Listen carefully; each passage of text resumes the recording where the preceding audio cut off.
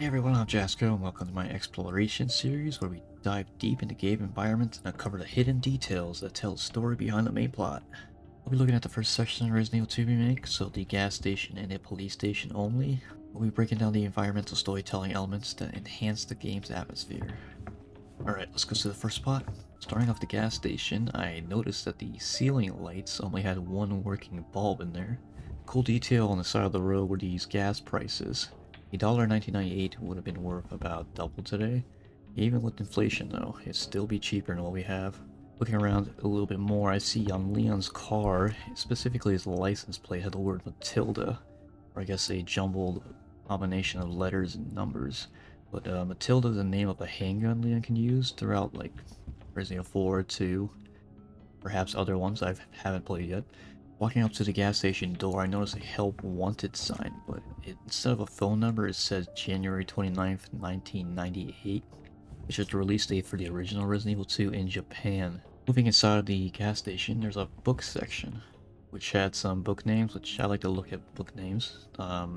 They Killed Him, Undercover Thrill, Eric the Dragon Slayer, Deep Kiss, Creator's Rights, and Kiss of Love. Each could have referenced something in the game, but I looked around and didn't see much of anything. I saw this poster in the freezer section in the back rooms of the gas station. The Night Super Show.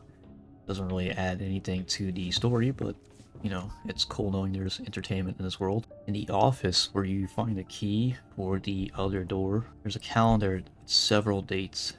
I'm not sure what the fourth one signifies, so if you could tell me down below, that'd be great. But the 14th references Resident Evil 1 Director's Cut release, and the 28th is when Resident Evil 3's events unfold. I just want to show this part so people know that most of the in-game documents on tables, walls, and any sort of computer are unreadable due to them being blurry, and also apparently they're like written in some ancient script from some Martian planet, so I can't read them regardless if I zoom in. So I just want to leave that in there if you're asking about that. Moving on to the police station, I noticed that the entrance is littered with bodies, and there is a morgue or a place where they study bodies downstairs in the police station, and it wasn't filled up, so I'm guessing this must be happening during the outbreak. At least I think it is, because they're being overwhelmed, so they had to put this many bodies at the front door. Minor but weird detail to add in here, the cigarette butts on the floor here are about half the size of Leon's little foot. So either Raccoon City has giant cigarette filters, or this is a scale issue. I'm not sure. One of the first newspaper clippings we see is actually in the lobby. There's a few of them actually. Missing 12-year-old boy discovered in Raccoon City. Boy found murdered in park. Family looking for missing teen.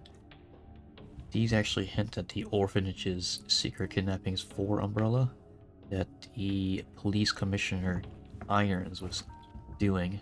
On the place where you put the three circular stones in the wall, you can see an engraving for 10 fallen officers on the left and right side. But in the writing in the middle, it says, "In loving memory of those who served with valor of lions, the nobility of unicorns, and whose sacrifices were as pure as maidens of old." It's actually a key theme around this whole area about lions, unicorns, and these maidens. It's one of the first paintings we actually see in here, since this place used to be a museum converted into a police station, but the painting is called The Toilet of Venice by Francois Boicher. Something cool I noticed while running around here, heavily dented metal barricade that looks like it's been punched or pushed by something way stronger than a human zombie. There's actually two of these on both sides of the staircase at the end of the runway, I guess you call it. It's a bust of a person, a guy. Not really sure who it is, but it's pointing to Umbrella's founder in my head. Maybe supporting the police station, but I'm not really sure. If you know, just let me know down below. It'd be great to know. Upstairs in the office, right next to the locked key door, there are two posters, or things on the wall, I should say. One of them is a Officer of the Month award for Marvin, and another one is a missing child poster for a Carly Bear. Her name's gonna come up later as well, but I'll leave it to you for now.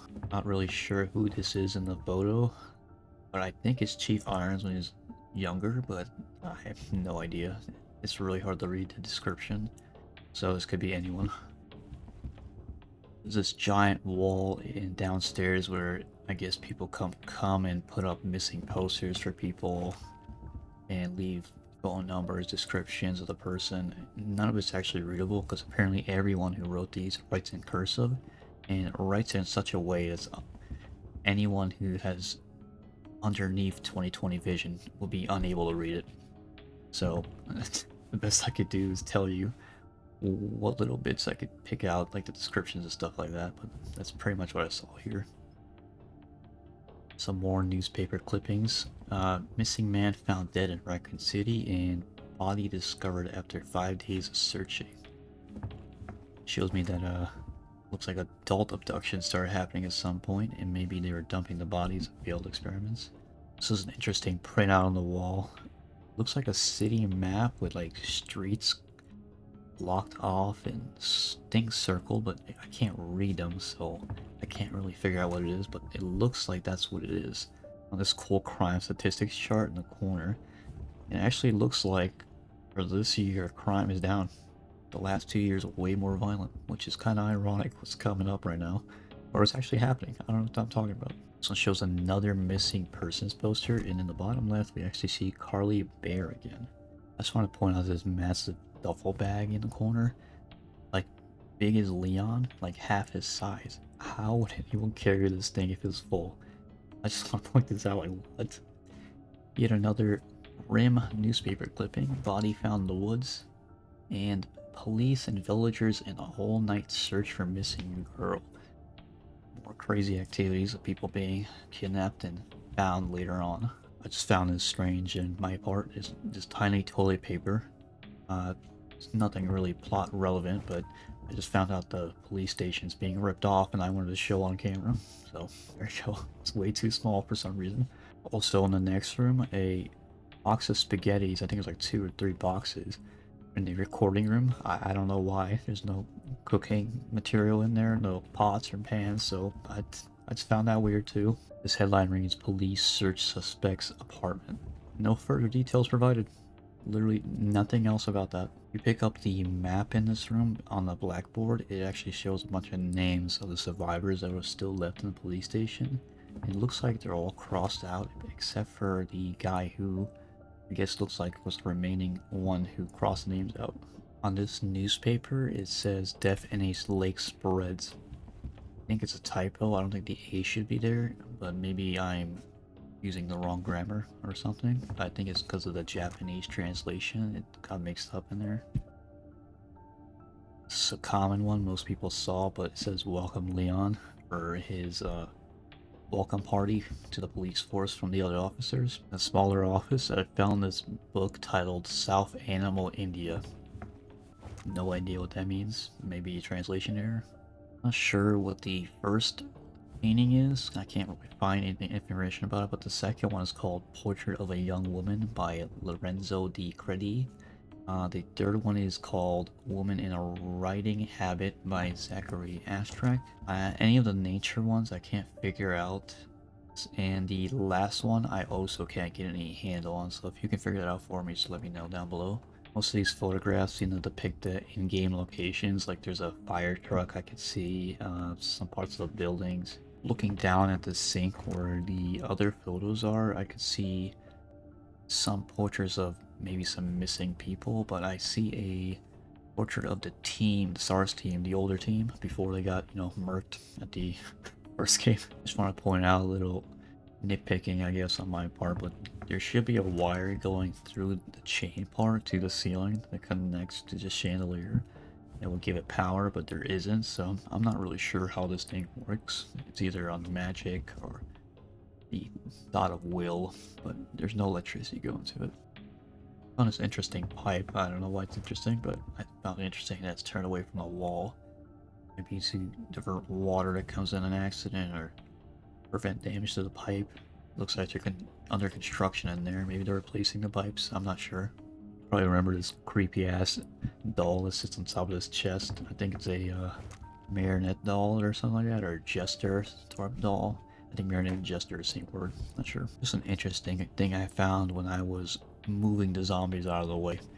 The pants section on the zombies' legs don't seem to have any lack texture, you know, to make it seem like they're two separate objects. It just connects to the zombie's leg. I just want to point out this helicopter crash. See how the cockpit and pilot are just about inside the station? I'll show you later on how this changes when you're outside. On this cool plaque that shows the station's 10-year anniversary, so the station's only 10 years old at this time. There's also this award from 8 years ago that shows Chief Irons was actually a respected officer who got rewards, so somewhere in there he got twisted. I guess something might have happened that made him think about life and death in certain ways. There's more awards for the police force, including a dog award, which is weird, but for valor. Apparently it was given to the police station from the place called Midwest American Police Dog Association. Some kind of attendance award for a guy named Ralph, which is weird. A police station, you get an attendance award. Well, it's written in the alien language I mentioned before, so I can't figure out what it's actually saying, you know. In the STARS room, there's actually a bunch of desks that each of the STARS members had. The people I can tell is Jill's desk with a dog on it and her hat. I think the one next to it is Chris's. There's a bunch of trophies in the corner of the room, but I'm not sure what they're for, so I can't really give you any information about that, but they won awards, so. Inside the secret area you get to after putting the 3 circular keys in the memorial, there's a small miniature police station, which I think they took their bigger model and resized it down to the smaller size you see, but in a lower texture. Not sure who this photo is of, if it's a real photo or if it's like made specifically this game. I've seen people say it's Chief Irons and someone else, but it's all up to speculation. It's a painting of the Titan's Goblet by Thomas Cole. Another award for RPD's K9 division, ranked apparently the best in the Midwest. And apparently they use animal feed for the dogs. I don't see any other animals, so that's what I'm gonna presume they're using it for. It looks like they had smaller dogs in there as well, or maybe they're breeding them, or they were dogs taken from suspects.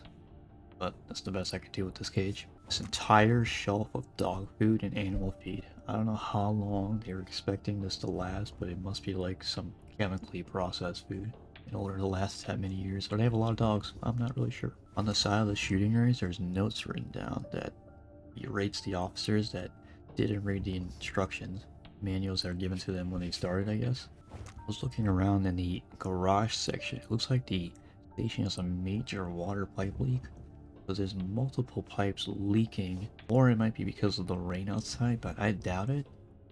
This pipe inside, however, is not leaking, but there seems to be a puddle on the ground. I'm thinking someone must have used the station's bathroom or some kind of sink upstairs recently, and it caused it to leak out. Just want to show you that this moment where a dog was just destroying me as I was trying to get through this section by myself.